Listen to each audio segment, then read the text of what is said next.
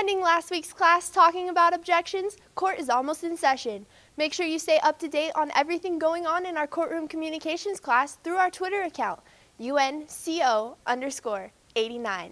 This is Jackie Palizzi reporting from the University of Northern Colorado, UNCO89. Thanks for joining us on this lovely, snowy Thursday afternoon. Just a few heads up, our midterm is next Thursday, so make sure you are up to date on your studying and also reading your textbook. One more heads up, we also have our pre-briefing due on March 7th, so make sure you're finding those sources and enjoy learning about the courtroom. Court is almost in session. In last class, we discussed how fallacies can affect the art of persuasion. Now, make sure you stay up to date on everything going on in our courtroom communications class through our Twitter page, UNCO_89.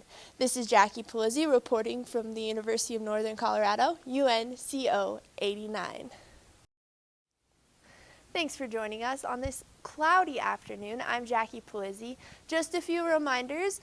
Our test or our midterm is this Thursday, so make sure you're studying your resource packet as well as reading the book to make sure that you are completely prepared for that test. We also have our annotated bibliography due next week, so make sure you're finding those 12 sources as well as writing that paper. Spring break is right around the corner, which means court is going to be in session. Last week we talked about the importance of the judge and how the judge can protect the jury within the voir dire process as well as the whole court process. With the trial coming up, make sure that you do like us on our Twitter page, UNCO_89. That'll keep you up to date on everything going on in class. Thanks for joining us today, and make sure that you stay up to date on everything going on in our courtroom class. Signing off, I'm Jackie Palizzi at the University of Northern Colorado.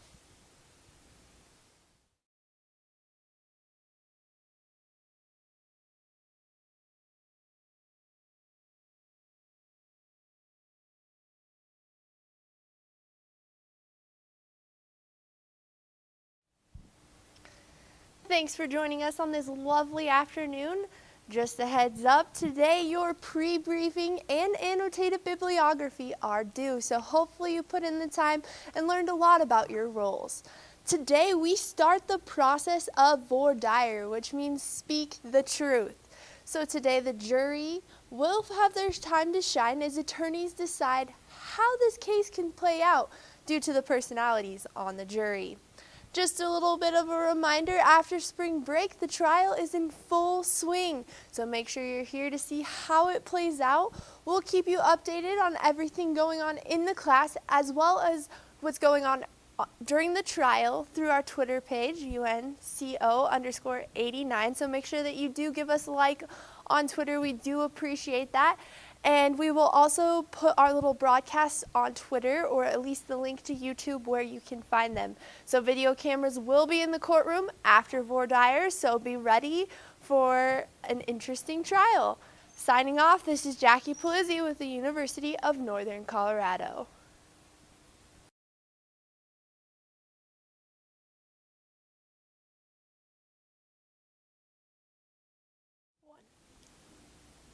Hello and welcome to today's news report. I'm Jackie Palizzi here at the University of Northern Colorado. Last class, voir dire opened up with the prosecution. Prosecution started questioning at approximately 12:40 in the afternoon. Questioning lasted about 10 minutes after multiple questions were asked. A lot of the same questions were asked in different ways, and the jury responded well to that. There was a lot of nonverbals happening both on the prosecution and defense side of the courtroom. Today, the defense will have an opportunity to also question the potential jurors. Prior to the end of last class, a questionnaire was handed out to potential jurors to get a little more insight on who they are as a person. Just a reminder, court will be in session and cameras will be in the courtroom once we return for spring break. The case will be underway and we will see how it plays out. Make sure that you like us on our Twitter page, UNCO_89, to keep up to date on everything that's happening in our courtroom class. Thanks for joining us today, and we hope that you stay tuned for what's going to be an interesting trial.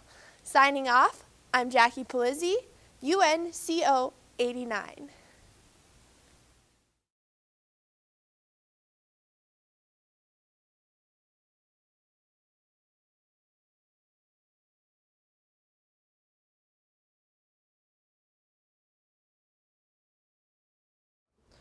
We are just minutes away from the start of what could be the most talked about trial on UNC's campus.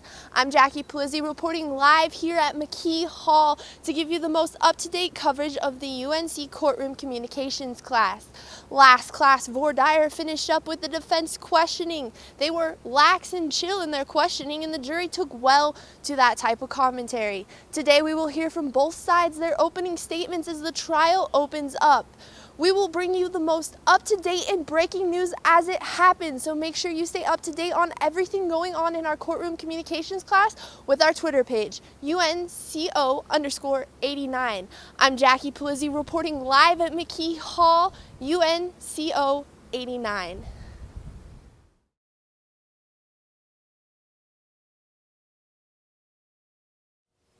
Thanks for joining us. I'm Jackie Polizzi with UNCO 89. Last class, the prosecution and defense attorneys made their opening statements in what we are calling the court case of the century.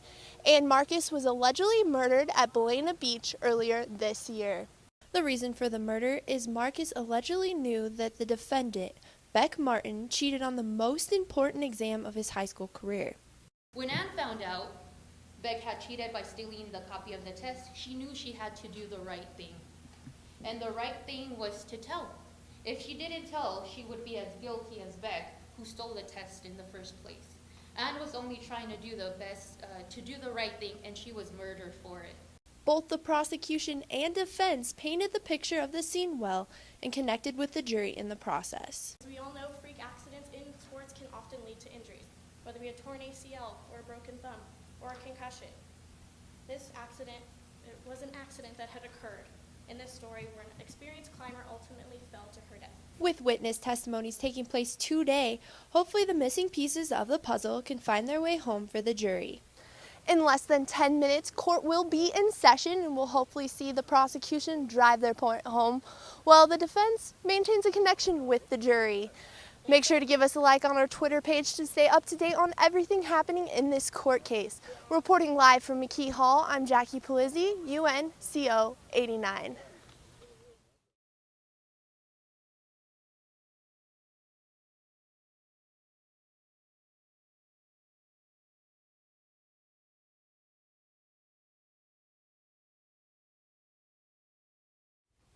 When the gavel sounds, day 2 of court will be in session. I'm Jackie Polizzi with your up-to-date coverage of the Belena Beach trial.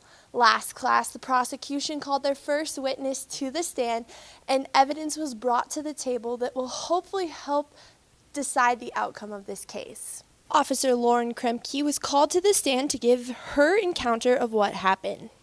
Kremke was the resource officer at Ann Martin's school, but happened to be the investigator that weekend.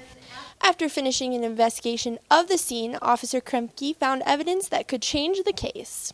No, I did not even tell her parents of the head wound. The only people who knew she had a head wound, were myself and the medical examiner. With multiple objections from both sides, court took a quick recess. After cross-examination and redirecting, Kremke was asked to step off the stand. Today we will hear from the prosecution's final 2 witnesses as the trial continues to progress.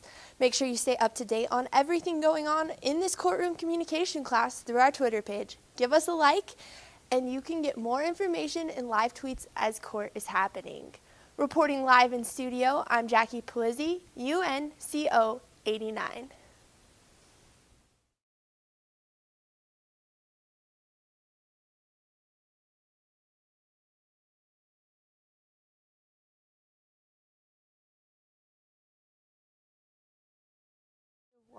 The prosecution finished their case on Tuesday by calling their final 2 eyewitnesses to the stand. I'm Jackie Polizzi with your continued coverage of the Belena Beach trial. On behalf of everyone at UNCO 89, our hearts go out to Judge Argueta and her family in this tough time. From now on, the case will be known as the Pablo Argueta Belena Beach trial in loving memory of her father.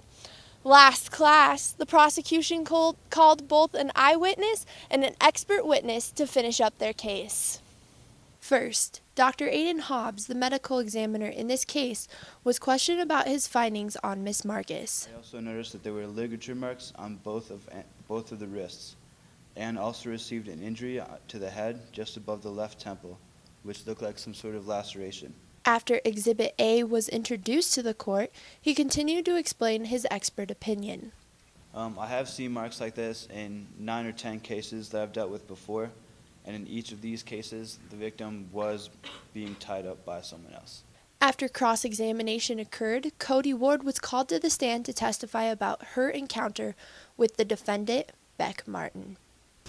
That there were no answers written on it because it was blank. But he told me the questions gave us the opportunity to prepare for the exam that was coming up. How does Anne play into this? Well, she found out both Beck and Cody cheated on the exam and was going to tell the administration. So, the alleged murder took place over one exam that determined the future of these young scholars. The defense witnesses will take the stand in just a few short moments. So make sure you give us a like on our Twitter page to stay up to date on everything going on in our courtroom class. Reporting live from McKee Hall, I'm Jackie Palizzi, UNCO 89.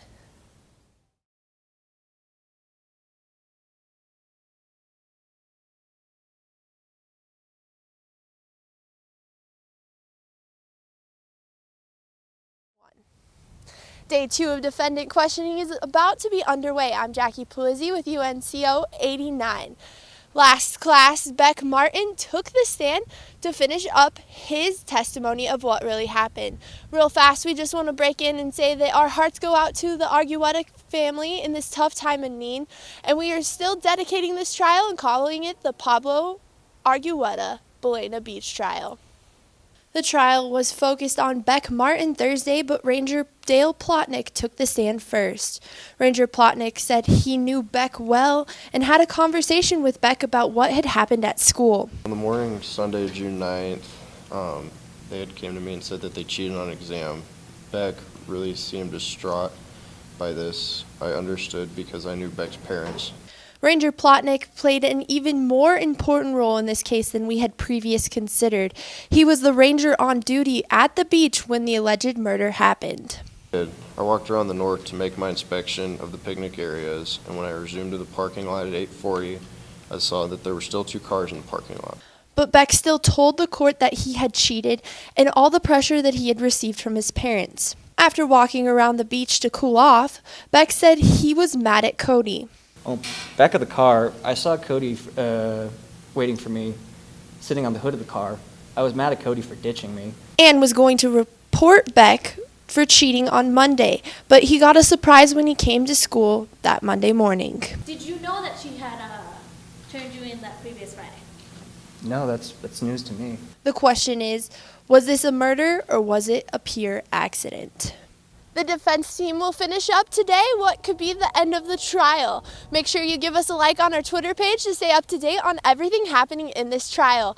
Reporting live from McKee Hall, I'm Jackie Palizzi, UNCO 89.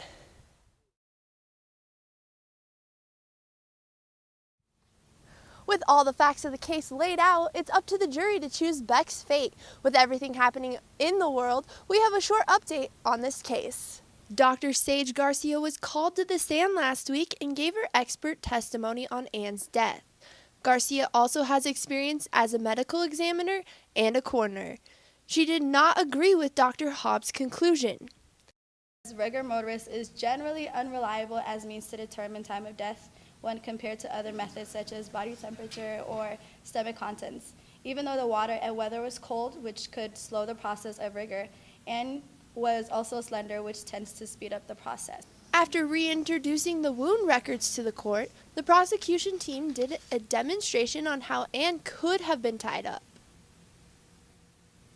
On the outsides here, nothing on the inside, right there, correct? 3 marks would have been made, correct, in your professional opinion, if she was bound like this? Can you point out where the marks would be? Yeah. After a grueling Q&A session, court concluded for the day. With closing arguments happening very soon, the case is almost over, and it's up to the jury to decide the fate of Beck. Make sure you stay up to date on everything happening in this trial. Reporting live from McKee Hall, I'm Jackie Palizzi, UNCO 89.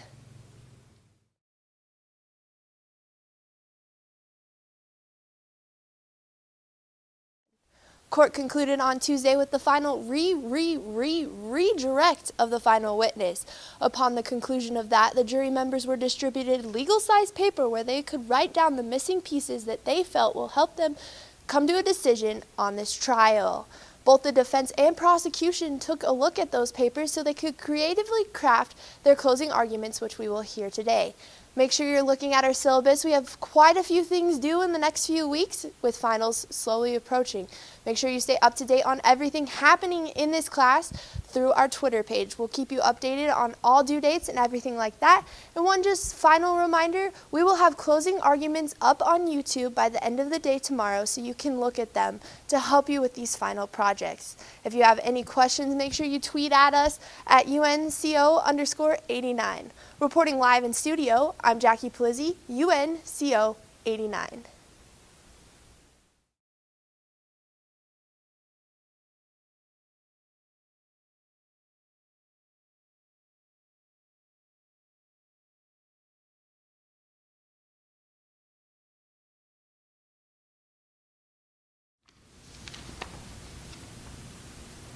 Good to go, Judge? Yes.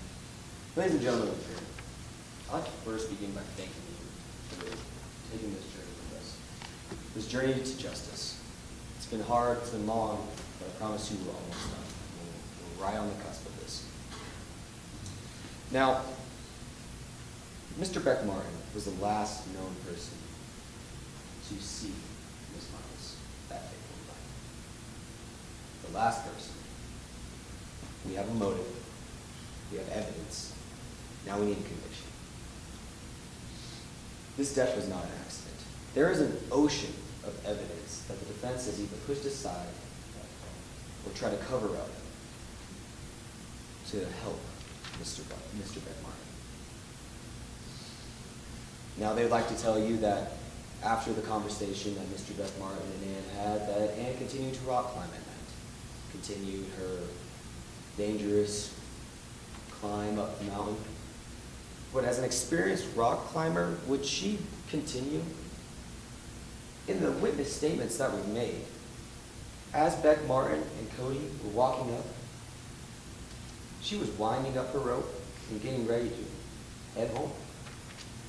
She was not looking to make another climb, looking to continue her sport that night. She was looking to go home to her family, but her family was never able to see her again. She was found at the lowest point, 25 feet down and 30 feet out from the cliff, sustaining only a head injury to her temple from a 5-centimeter gash in her weakest point of her skull, a bruised left eye, and 3 lacerations on her wrist. Now, I tell you that Dr. Sage would like to make you believe that falling from 25 feet would only, you might break something. You might not. You might get a couple more bruises, but I tell you that a fall from that height, from a girl that size, you would break something. You would have more bruises. There would be more lacerations. A fall from 2.5 basketball hoops. No more. So let's back it up. Let's talk about the motive. Mr. Beck Martin was caught cheating with Cody. Mr. Beck Martin stole the keys to the test. Mr. Beck Martin insisted that Cody would join him on this cheating on the test because Cody knew too much already. Cody agreed. Cody has stated that she feels very strongly that she shouldn't have. This is Mr. Beck Martin and Cody's second offense. Mr. Beck Martin and Cody now will not graduate from high school. They will not go on to their respective colleges if they so wanted. Beck Martin's parents during this time or on a vacation. Beck Martin is well off. By no means that he needs this scholarship to go to college, but he needed to graduate. And with Anne turning in what she had found, the test, the evidence, would make sure that he would not graduate. When she found him, found Cody and Beck with the test, she put it in her backpack, put it in her locker. She said, I'll turn it in on Monday. You have until then to turn yourselves in. On Sunday, Beck calls Cody to drive him to Belena Beach to talk. One last plea. Please don't turn us in. In that car, one person was understanding. That person understood why Anne had to turn them in. The other was heated, enraged, growing more and more angry by the minute. The first person was Cody. She understood. Anne would be not allowed to graduate as well if she hid the evidence, and if it was found out. The second person was Beck Martin.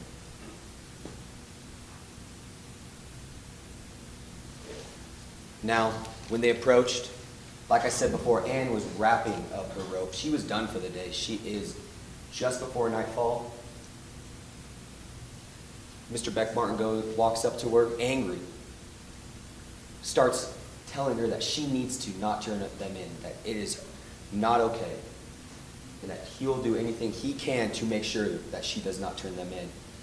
Cody, again, is understanding. Cody decides that she wants to go back to her car and sit. She returns to her car at 7:50 p.m. She waits and waits. No Beck. An hour and 10 minutes later, Beck returns at 9 p.m. They continue to have a conversation. Upset, they decide to go home. The next morning, Anne is found on that beach with a 5-centimeter gash in her temple, a bruise above her left eye, and 3 lacerations from rope because she was tied up after Beck had thrown her into the water to get rid of the body. Now I want to show you, let's go with number 1, please. Real quick, of the diagram of the beach head. So the point where the body was found. Using the measurements, the rocky shelf, the point where the bloody rock was found, and the point where the body was found, at the lowest point is a 25-foot drop and 30 out. That bloody rock doesn't just end up there. She doesn't fall, hit her head, and roll off. She was hit deliberately in the temple by Mr. Beck Martin. Mr. Beck Martin attacked her, understanding what he had done, needing to get rid of the body, tosses her in the ocean, tied up, so that if she was awoken when she hit the water, that she would drown. Miss Ann Marcus died with water in her lungs just by doing the right thing. Mr. Beck Martin killed her in cold blood. And I'm not afraid to look at Mr. Beck Martin and say that you are a murderer. Please be quiet while I am giving my argument. Your Honor, if you would gavel.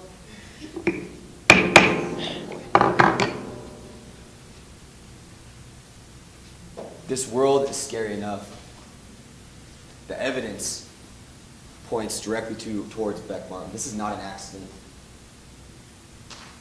Please, from the bottom of my heart, from the bottom of the family's heart, convict Beck Martin and put an end to this terrible, terrible story. Thank you.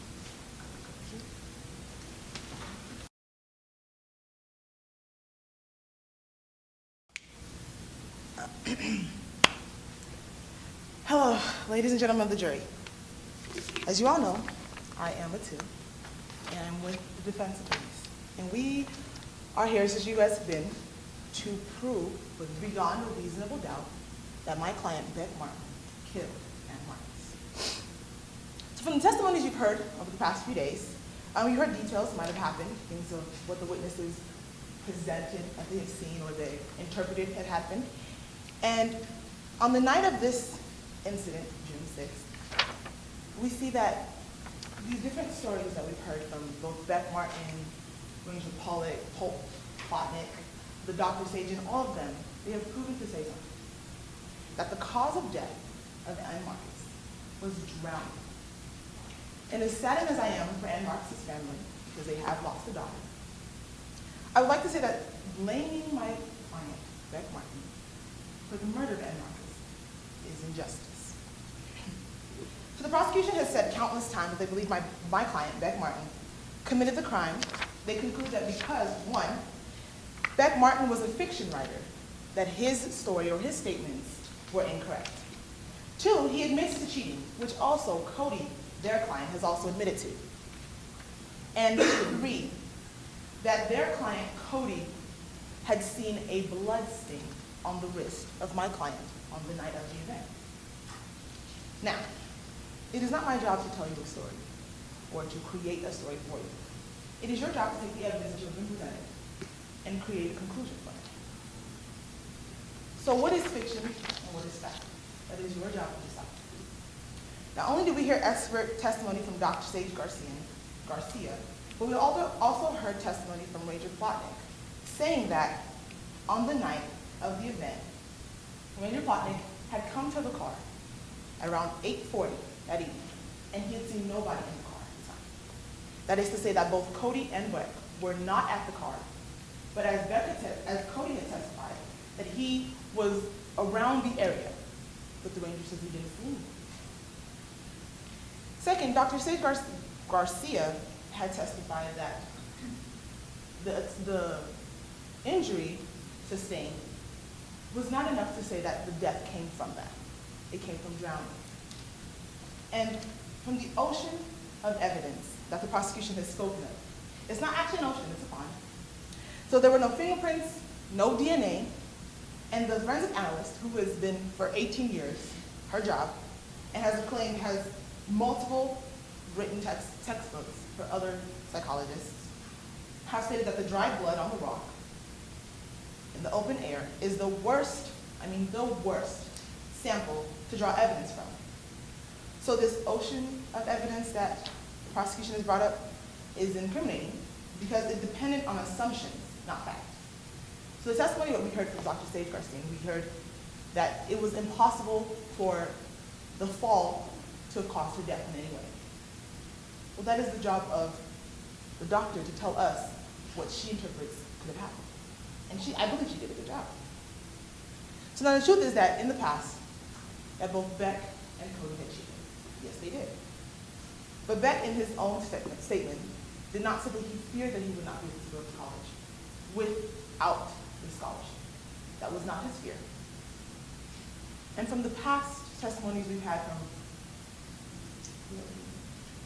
Officer Kripke, that testified that Cody in his own self is a violent individual, very violent. And Beck has been told by Ranger Plotnick that he's one of the community members. He's very sweet, he's nice, he's broken up multiple fights. So in understanding this, why would someone who is known to be nice, who is known to break up fights, resort to killing somebody? Wouldn't someone who has a history of violence, a history of hitting other people, a history of getting mad, be the one to resort to violence? Cody was in fear for his future. Yes, he was. And during the incident, while Beck was talking to Ann around the cove, he admitted to not taking the situation seriously. He did not follow Beck and Ann to the inside of the cove to have a conversation. He left. He did not feel that the discussion was important enough for his future. But my client, Beck, he continuously tried to talk to Ann and tried to convince her to, wait a couple more days so he can talk to his parents. My client, Beck, had also talked to multiple individuals about the situation that happened. And me personally, I believe that why would you talk to somebody else about what you've done, which is wrong, cheating, if you felt the need to kill somebody? It just doesn't add up. So your job as the jury is to believe that the prosecution has proven beyond a reasonable doubt through the evidence presented that my client, Beck Martin killed Ann Marcus. And if you feel any doubt in your mind, because of the evidence that was presented to you, because of all the testimonies that you heard, that you don't feel like they have proven beyond a reasonable doubt that Ann Marcus was killed by Beck Martin, then it is your job as a jury to acquit my client of the murder charges. Thank you.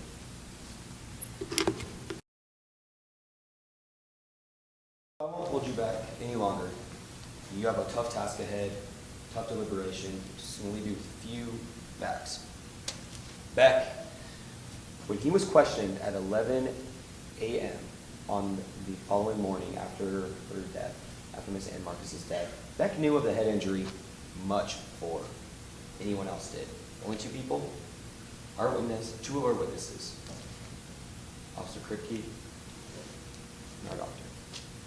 Two people knew of that head injury, but oh so coincidentally, Beck did too. But it was a guess, Beck would like you to believe, just an idea. But she didn't die of a head injury, she died of drowning, right? He thought he killed her. He was deliberately getting rid of the body when he tossed her into the water.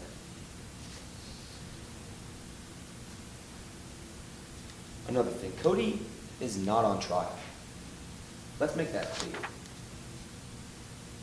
The defense argument at first was it was an accident, and after that fell through, the defense started pulling a classic technique of confusion. They want to get as many stories in your head to think, oh, this could be possible, this could be possible. But there is one sound argument, there is one sound reason that Miss Ann Marcus is dead, and it is because Beck Martin killed her. Beck did not need the scholarship to go to college. I will reiterate that. But Beck was scared of what his parents would think and following in his siblings' footsteps. What the world would think. Beck was a crowning achievement of what a student should be, right? We all know of a perfectionist that may have turned a little wrong, may have got the pressures of life turned on him and cracked. Beck Martin is that man. He had the pressure of the world on him and he cracked. But that does not make anyone forget that he is a murderer.